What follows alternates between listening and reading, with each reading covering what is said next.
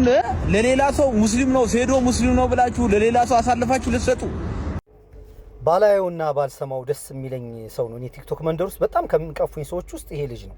በቃ እኔ ማስመሰል አልችልም፣ ይቀፈኛል በጣም። ስርዓት የለውም፣ የሚናገረውን ነገር አያውቅም። ህፃን ልጅ የማይሳሳተውን ስህተት ይሳሳታል። አሁን ደግሞ በሃይማኖት ጉዳይ ለምንድን ነው ግን እኔ በቃ አሁን ማን ያለህ ተብሎ ለምንድን ነው የማይጠይቀው? አሁን እንዲህ አይነት ሰዎች ስስ ጉዳይ እየነኩ አሁን ይሄ በጣም የማይባል ነገር እኮ ነው። ሙስሊም ስለሆንኩ ውድድሩ ለሌላ ሰው ሊሰጡት ነው። መጀመሪያ ስፖርትና ሃይማኖት ምን አገናኘው?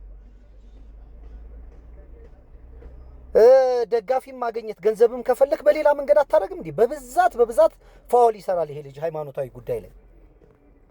መጀመሪያ አንተ በሙስሊምነቴ እንዲህ ያገለው እስልምናን በደንብ ያዝ መጀመሪያ። ከዛ ከሌሎች ወገኖቻችን ጋር አታጣላን። አልተባልክም ሊልህ የሚችል ሰው የለም። ውሸታም ነህ። በሌላ መንገድ ነው ገንዘብ መሰብሰብ ምንም ማለት ያለብህ። ይሄ በጣም ስስ ነገር ነው። ኢትዮጵያ ውስጥ ሲሪየስ ነው ሃይማኖት ታውቃላችሁ። አሁን ሙስሊም ማህበረሰቡ ከጎንህ እንዲቆም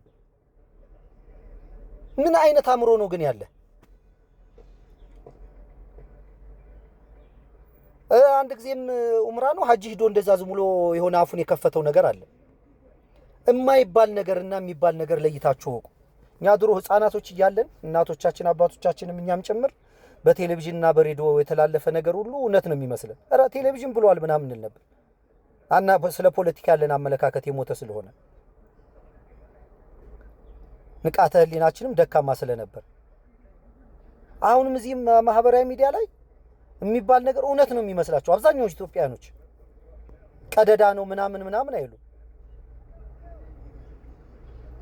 አሁን ይሄ ለተናገረው ነገር አላሁ አክበር የሚላለ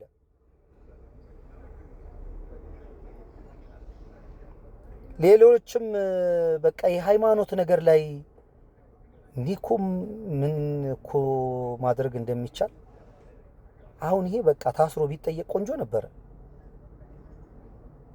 ሐሳብ አያቅ በቃ የሚስተው ፋውል እኮ በቃ ሌላ ህፃን ልጅ አይስትም እኮ እንደዚህ ልጅ እና ዝም እንደማለት ነው። አሁን የምትናገረው ነገር ይሄ በጣም ሲሪየስ የሆነ ጉዳይ ነው።